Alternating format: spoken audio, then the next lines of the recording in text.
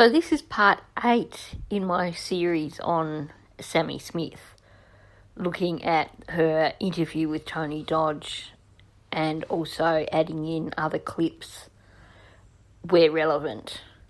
So if you've got this far with me, thank you so much for continuing to listen to this series, because I am going to follow it through to the very end of this interview, and I'm just grateful that people are still listening. So, without yabbering on any further, let's just launch straight into this interview. She lived fairly close. Is this picture correct? She was about 12 miles away. The Prosser family campground was roughly about 12 miles from her house. Is that correct? That dot is not exactly where she was located. It's a little bit more to the right and towards the little blue lake that you can see up from it. It was a little bit closer to that lake, but definitely that's about, it would have taken about 30 minutes for her. We've found out about approximately 30 minutes for her to drive that way, 38 maybe. Now, I'm going to go against popular opinion here. I know that straight after this interview came out, people were running with the idea that Sammy had inadvertently slipped up and said where they had hidden Kylie. And I don't believe that. I think that what you heard here was a girl who has claimed to have become really close friends with Kylie recently, but has no idea really where Kylie lived until having probably looked it up the day before or something. So she's trying to sound knowledgeable to give the impression that she does know Kylie as well as what she claimed. If you listen to what she says, as she talks about, no, that's not quite the right spot, it's further up near that little blue lake, and you can see the arrow I've put in, or the pointer I've put in, that shows a little blue lake that is directly north of the location where they put for Kylie's home. Now, that said, if you look up Lost Trail Lodge on Google Maps, I think that the actual image on the screen, the map on the screen, is probably more accurate than what Sammy is trying to say instead. So my belief is this was not some slip by Sammy trying to say that that's where she was located. That was more about her slipping up in terms of her not really being overly familiar with Kylie's house, with where Kylie lived, because she'd never been there, and trying to sound more knowledgeable. She says specifically, we figured out that it would take her about this much time to drive home. That's a clear admission that she's never been to the Lost Trail Lodge, because otherwise she would know how long it would take to get from the Prosser area to Kylie's house. So, yeah, I disagree with the people who are saying that this is some admission of guilt by Sammy. I know we would like to believe that it is an admission of guilt, because, face it, very few of us actually like Sammy, and we would like to see her go down for what we believe that she is responsible for. But I just don't think that this is any admission of guilt. I think this is just a teenager stumbling on her words, trying to sound convincing about something that she has no idea about. This is crazy. I mean, you knew her, being a friend. I mean, your thoughts on her running away? Would she have a reason to run away? I'm just trying to come up with anything that, I mean, it's just, what are your thoughts on that? I mean, what do you think? To be fully honest, from what I believe about Kylie, all ideas are still open in the air. But she's not the type of girl to run away. She loves people too much, and she has too much care in her heart to leave people and not leave a note or talk with one of her friends or something. And she is smart enough to know how this would get out and that people would be worried about her. And she's a smart girl. She graduated with honors early from high school and was going to attend college, and she had plans for her life, and she seemed really happy. And I'm sure she wouldn't want to put her mom through this. No. Her mom just is destroyed. Her mom is her life. Her mom is fully invested in her life. So what I think is happening here is that the reason that she doesn't want to run with the runaway story is because she would have seen that very early interview with Lindsay, where Lindsay very emphatically says Kylie's not the running away type of kid. So I think we can be confident that Sammy is smart. We've got to give her that. And I believe that she has watched other people's interviews. We know that there's that interview of Mags saying, you know, I'm not going to stop until I find her. And then suddenly in a later interview, Sammy goes, well, even if I have to go somewhere, I'm not going there until I find my friend. I'm not leaving till I find my friend. So she's basically thought, oh, what Mag said, that sounded really convincing. I'm going to take that and use that. And I think that she's done the same thing here. She's taken on board what Lindsay said about Kylie not being the runaway type, and then wanting to expand on that, because obviously that's what Sammy does. She yaks on and on about things. She tries to be convincing with her narrative by adding extra details. So here's where she's gone on about, well, she's smart. She's smarter than that. She knows this would get out. What would get out? That was a really odd thing to say, and I think that may have been some kind of slip up. She knows this would get out. It's not something that you would say about someone running away. You might say she knows it would cause concern, or she might be embarrassed of people hearing about her running away. But she knows it would get out. This doesn't quite fit there in my thoughts, but I'd like to hear what other people think about that. But she's definitely trying to run with Lindsay's story about Kylie being a good kid and Kylie not being a runaway type. And then because she is running with Lindsay's story, this is where she's continuing to add the information that Lindsay has given. So she's lifted this narrative, and because she's lifted this narrative, it's like she can't stop on this particular part of the narrative and has to continue with what Lindsay has said about her going to college, etc., etc. I also find it interesting where she talks about Lindsay being heavily invested in Kylie's life, because I think perhaps, in her opinion, that is one way of saying that Kylie wouldn't run away. But I wonder too if there is an element of jealousy there, because we've heard that she was, number 4 child with siblings who are much older. Okay, her brother is only, 3 or 4 years older, but then she has older siblings who, could be old enough to be her parents, just about. Siblings who are the same age as Meg and Cole.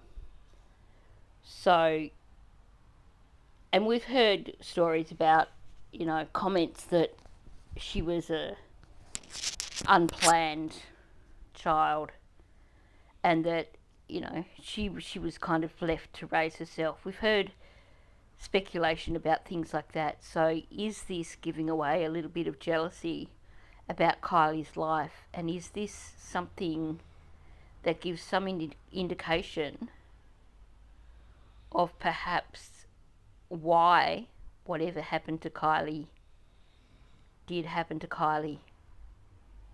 Was there really some sort of deep-seated jealousy, not just about Kylie going out with Nate or Kylie being popular, because it sounds like Kylie was becoming popular. You know, she was a very friendly, outgoing girl, and she was highly regarded. I could imagine that would be a cause of jealousy for someone like Sammy. And if you add on to that a close-knit family, that could also be a source of jealousy for someone who doesn't necessarily have that kind of family dynamic. I could see that. I could see she's got very loving parents, and I could tell this is hard on them. And like I said, our thoughts and our prayers are with the family. We really want the best. We want Kylie to be found. DG's asking you, I think she's in the water in the car, drove into water. Have they checked the water? I'm sure they probably have, but is there anything you can tell us about? Have they sent dive teams in? Do you know, or anything like that, or? Yeah, so there have been dive teams sent in, and I can pretty much only say they've done thorough searches through the waters, through the lakes surrounding.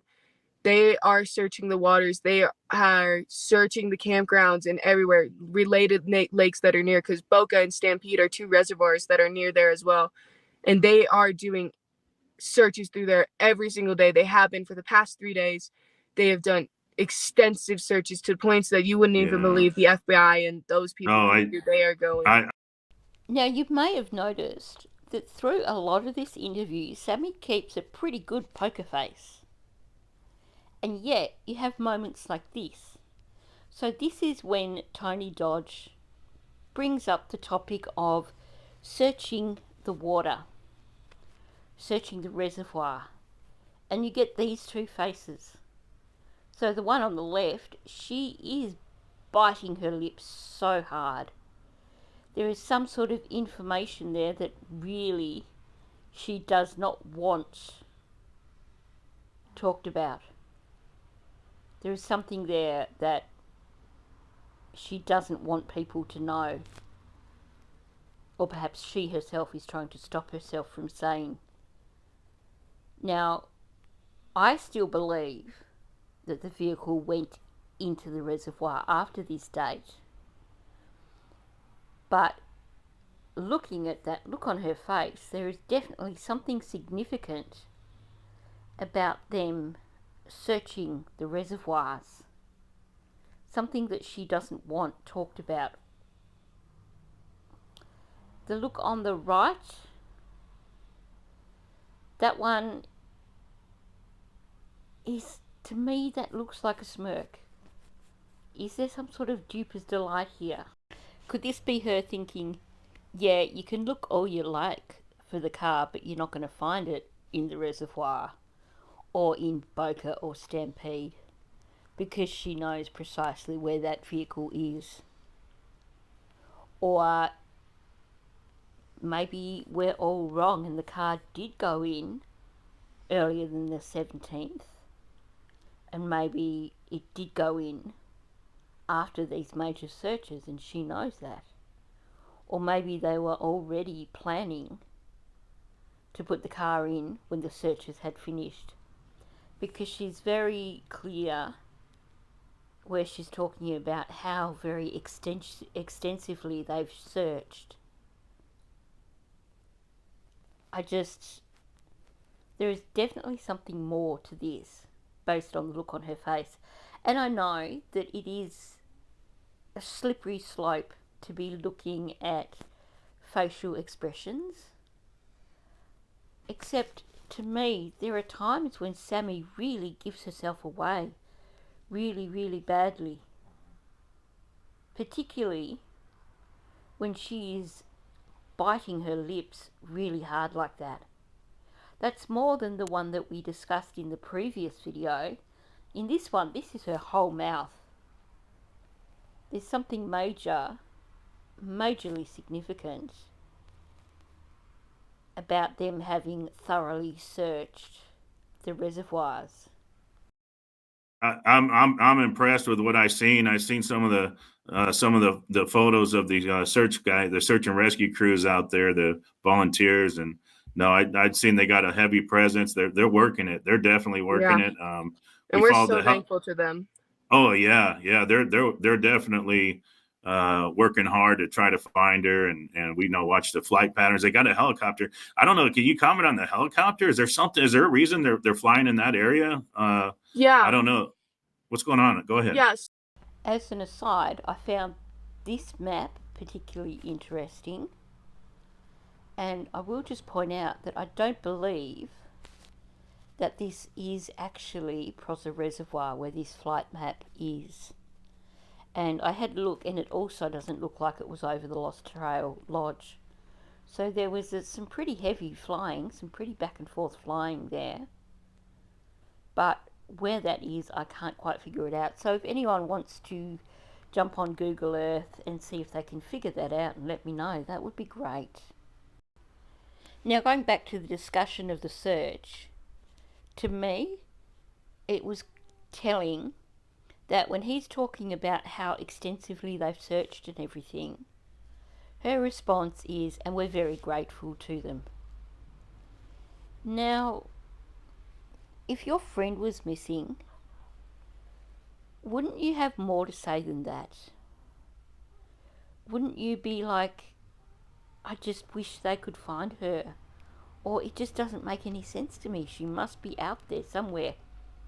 She's not thinking about Kylie in that moment. When he's talking about the search and how extensively people are searching, she just brushes it off with, we're grateful for that. There doesn't seem to be any thought of Kylie there at all. So they're flying helicopters around those areas because if they're shining spotlights down to see if there's any reflection, to find her car, to see if they see anybody. We're taught here in Truckee that during the winter, in case there's an avalanche or you're trapped out in the winter, that you can shine a reflective light, like using your phone screen and shining it towards the sun to say an SOS, or to let helicopters and airplanes know that you are out there, and to signal somebody from the ground if you're able to. That's something we're taught from a very young age in our school system. I'll be very interesting. So, that's very good. Yeah. I never knew that. That's very interesting. You taught me something. Yeah. I live in the desert. We don't worry about snow. Yeah, but, definitely. But no, I know where you're at. I've been there a bunch of times, and I know they get a ton of snow up there. It's just crazy. Yeah. But no, that makes perfect sense. But I honestly think that in that instance, this was all Sammy's ego talking. She had no idea what the strategy was in terms of searching, why the helicopters were searching, where they were searching. She wouldn't know if there was any intel that law enforcement had that may have made them choose to search a particular area. So instead of simply saying, I don't know, she comes up with this long-winded story about if you're stuck in the snow and using your phone as a reflection. And to me, that's all it is. It's just a long-winded story. I think it's totally irrelevant.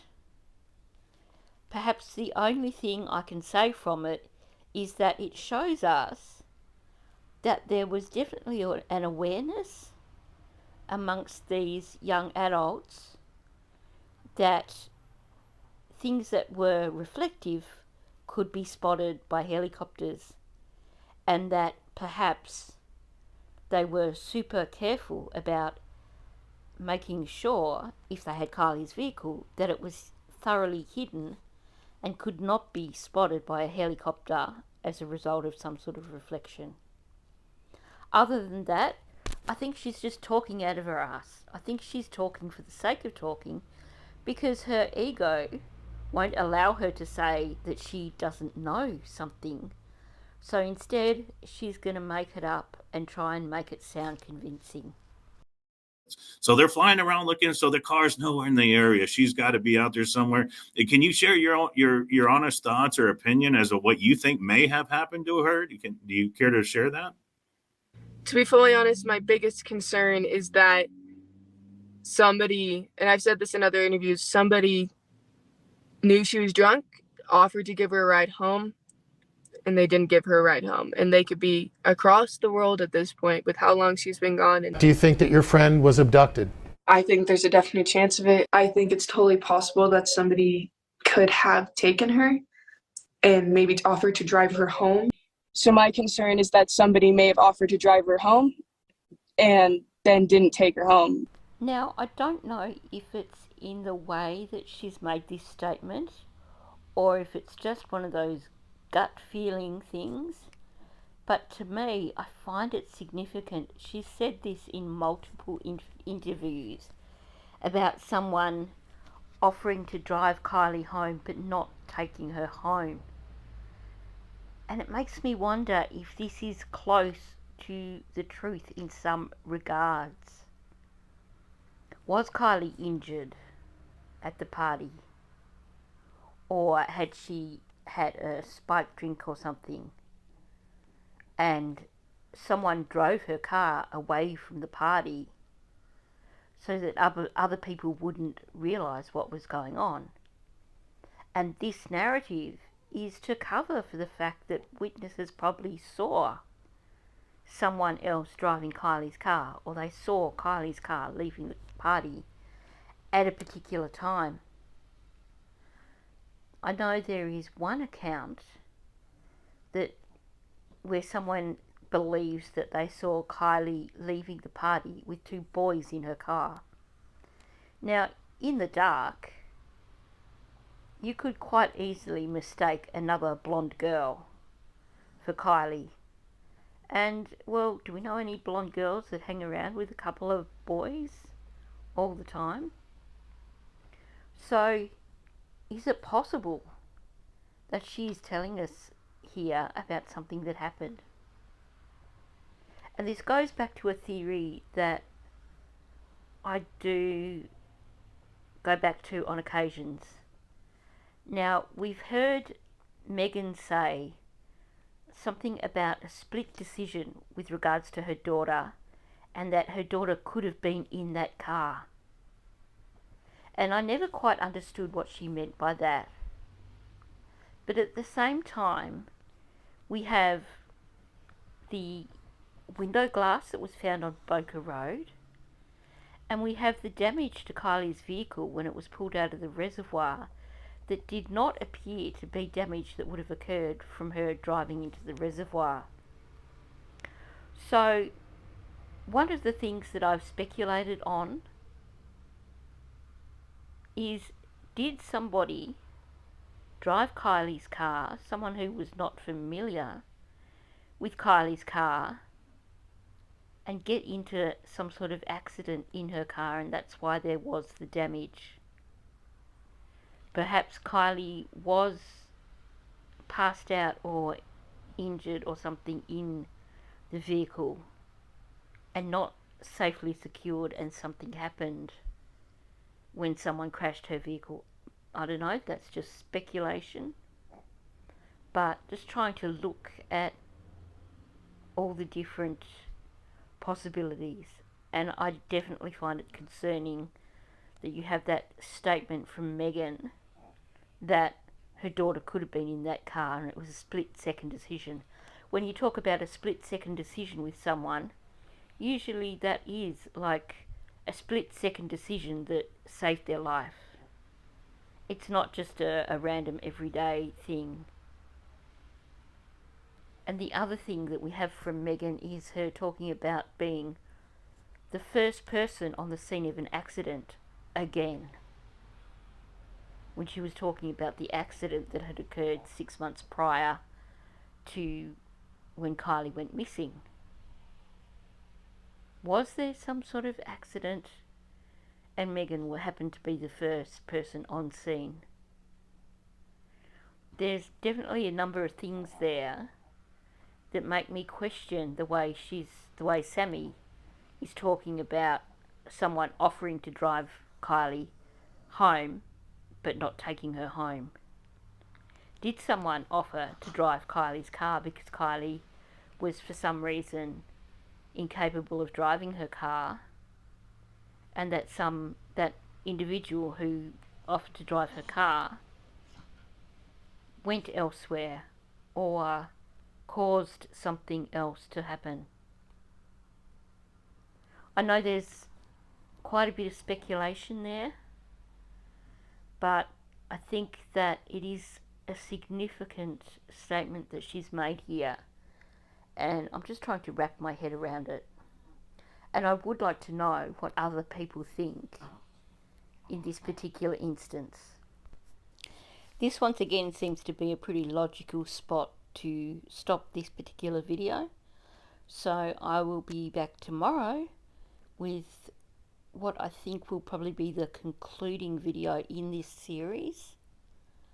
So thanks for listening.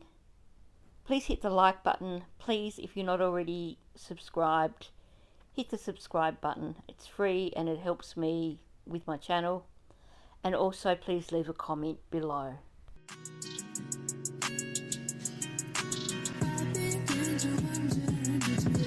Give a fuck about me, 'cause